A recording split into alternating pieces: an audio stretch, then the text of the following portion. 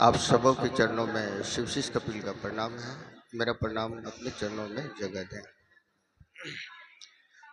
देखिए, हम ज़्यादा देर बात नहीं करेंगे। अभी हम फिलहाल देख क्या रहे हैं कि भजन में लंबा लंबा समय मिल रहा है। अब कोई गुरु भाई चर्चा करेंगे तो चर्चा में 5 मिनट इससे हमको तकलीफ है भाई। हम आए हैं शिव चर्चा में। कहाँ आए? शिव चर्चा में ना, शिव भजन में नहीं ना आए हैं। भजन वाले को घंटा घंटा हम देख रहे हैं, वहां भी यही हुआ, हर जगह यही हो रहा है। भाई चर्चा करवाइए, लोग समझेगा। लोग प्रणाम नहीं कर पा रहे हैं महादेव को।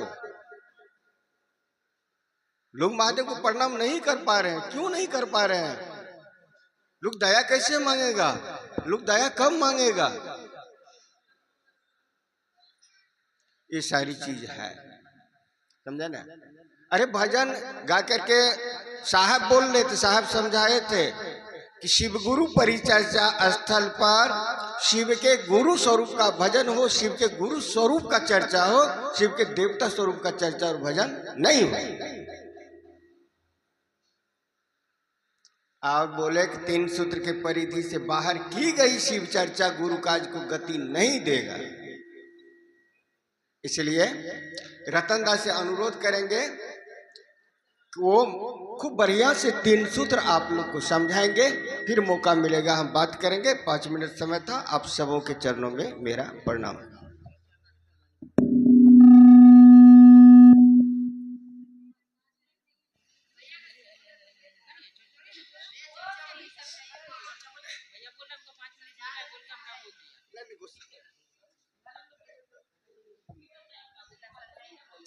देखिए, एक बात है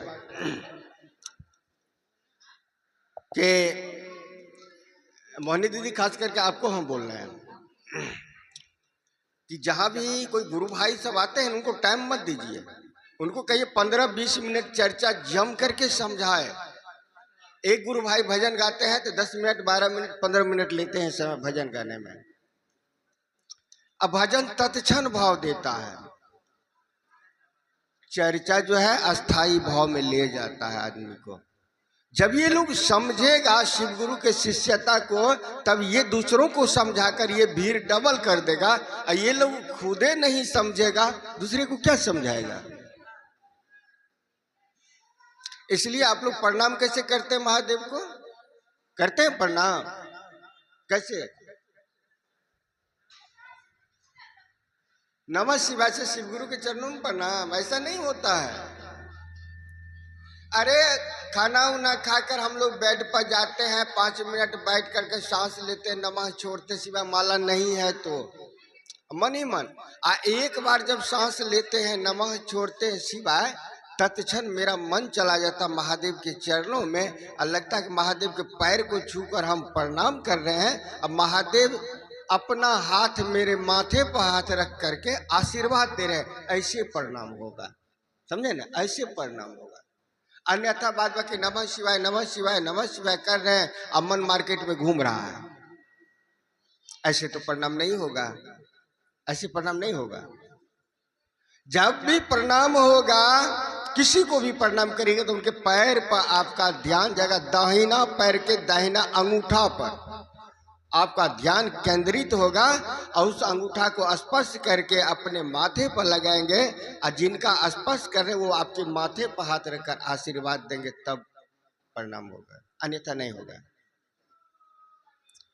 साहब इसके लिए आपको एक तरीका बताए, साधारण तरीका बताए। एक माला प्रणाम करने के लिए, 108 बार प्रणाम करने के लिए कम से कम 30 से 35, 40 मिनट समय लगता है। उतना देर कोई बैठ नहीं पाता है।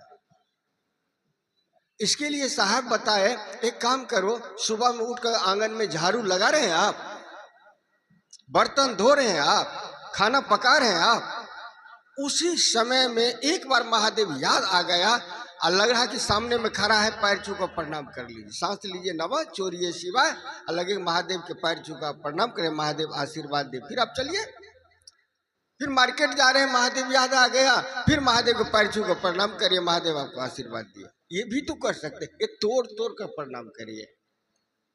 अब प्रणाम नहीं करिएगा, परिणाम नहीं मिलेगा भाई। साहब के पास जब भी हम लोग गए मिलने के लिए, साहब एक ही बात बोले, कोई आदमी अपना कष्ट बताया, सर इस तरह के बड़ी प्रॉब्लम में चल रहे हैं, क्या करें? साहब बोले नमः शिवाय बढ़ाओ, नमः शिवाय करो, यानी महादेव को प्रणाम करो। ये प्रणाम आपको करना पड़ेगा।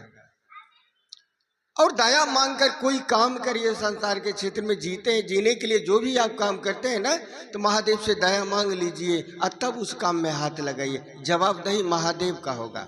ये आदत अपने घर में डालिए, परिवार में डालिए, बाल बच्चा को डालिए, पति को डालिए, हर कोई को ये आदत डाल दीजिए कि जहां भी जाए महादेव से दया मांग कर जाए, उन जवाबदेही महादेव का होगा। ये दया मांगकर ऐसे प्रणाम करिएगा तो आपके जीवन में जो कष्ट है, परेशानी है, वो कम होगा। जब जीवन की परेशानी कम हो जाएगा, कैसा लगेगा? अच्छा लगेगा, खराब लगेगा? अच्छा लगेगा। यही अच्छा वाली बात पुरुष वाली के साथ शेयर करिए, उनको बताइए, हे दीदी हम महादेव को गुरु बनाए। अब महादेव को गुरु बना करके महादेव से दया मांग कर कोई काम किया और नमः शिवाय से प्रणाम करने का प्रयास किया, ये दोनों काम जब हम किए ना, तो मेरे जीवन में जो परेशानी था धीरे धीरे कम होने लगा। हे दीदी आप भी शिव को अपना गुरु बना लिए, इसी को कहते हैं शिव चर्चा, इसी को कहते हैं अनुभूति। करिएगा, आप ही को फायदा होगा। चलिए आप सबों के चरणों में मेरा प्रणाम।